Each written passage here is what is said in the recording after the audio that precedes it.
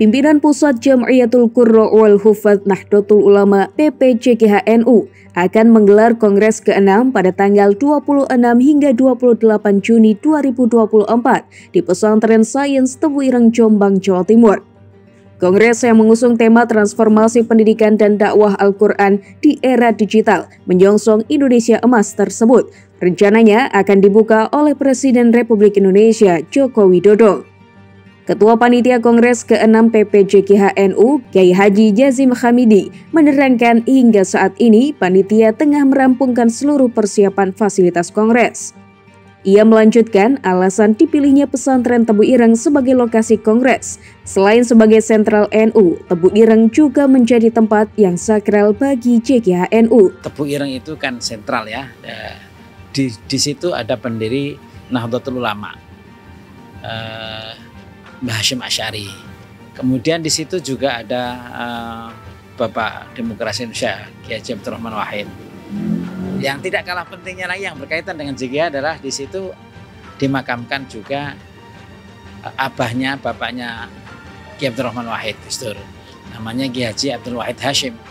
Perlu diketahui bahwa Kiai Haji Abdul Wahid Hasyim ini pendiri JKH tahun 1951. Jadi JKH ini sebetulnya bukan organisasi yang baru, cukup tua juga karena 1951 abahnya Gus Dur itu sudah mendirikan Jam'iyatul Qurra wal Hufadz. Perlu diketahui bahwa abahnya Gus Dur itu di samping seorang menteri dia juga seorang hafidz gitu kan. Nah, jadi untuk mengingatkan kembali dan untuk kemudian menyemangati gitu warga Nahdlatul Ulama yang tergabung di Jam'iyatul Qurra wal Hufadz ini, kita itu punya orang besar. Kita juga harus berjiwa besar gitu kan, tidak boleh kemudian minder dan seterusnya. Maka kemudian ditempatkannya kongres di sana itu memang secara ada secara historikal sudah ada hubungan emosional. Sementara itu, Ketua Umum PPJKHNU Kiai Haji Saifullah Ma'sum mengatakan salah satu isu yang akan menjadi sorotan dalam kongres tersebut ialah ketimpangan yang terjadi antara guru Al-Quran dengan guru pada umumnya. Sehingga pihaknya akan mendorong pemerintah untuk membuat ekosistem dan regulasi yang seimbang. Lebih lanjut, menurutnya tema yang diusung sangat relevan dengan realitas saat ini, yakni pesatnya dunia digital dan media sosial harus diimbangi dengan nilai-nilai yang selaras dengan ajaran Al-Quran yang sesungguhnya. Di JKH jelas nggak bisa sendirian dengan tantangan yang sangat-sangat berat ya. Misalnya gini, negara ya seharusnya hadir untuk mengapresiasi, memfasilitasi para guru-guru yang selama ini berjibaku mengamankan anak-anak dari berbagai tempaan, iming-iming kemudahan-kemudahan yang itu belum tentu benar ya. Misalnya gini, contoh jenengan tahu ya, guru TP guru ngaji itu dikaji berapa sebulan itu? 100-200 ribu loh bayangin. Dan orang tua itu pun banyak yang nunggak. Tapi untuk kursus ya, matematika, kursus nyanyi, itu rela ngeluarin uang jutaan itu kan disparitasnya sangat tinggi. Itu sistem itu yang nggak bisa kita itu berkutik ya. Ini harus ada sistem negara yang harus ada lah. Kalau yayasan, berapa kemampuan yayasan untuk memfasilitasi guru-guru, terus mengandalkan orang tua, umumnya yang memasukkan anak untuk ngaji itu orang tua kalangan menengah ke bawah. Orang yang ke atas ini umumnya memasukkan ke lembaga-lembaga yang sekuler lah, kalau petik ya, yang itu mahal pun dibeli gitu loh.